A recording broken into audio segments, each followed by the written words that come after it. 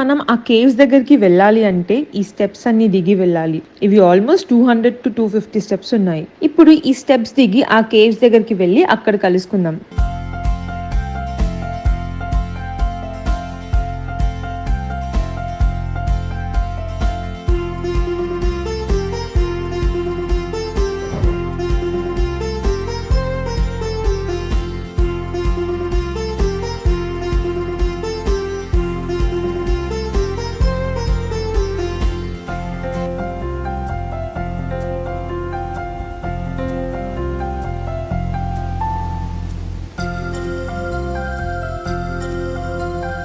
మనం ఇప్పుడు స్టెప్స్ దిగి ఈ కేవ్స్ దగ్గరికి వచ్చేసినాం. ఇది చూస్తే అంతా కొంచెం వెట్గా ఉంది. ఇది యూజువల్లీ ఇట్లా ఉండదు. నేను లో టైడ్ ఉన్న రోజు చూసుకొని మరీ వచ్చిన.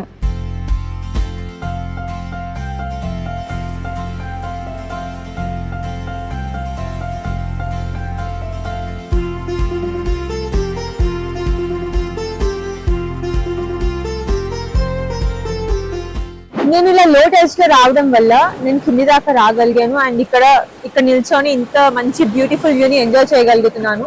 ఇక్కడికి రావడానికి బెస్ట్ టైం ఏంటంటే maybe afternoon or early evening.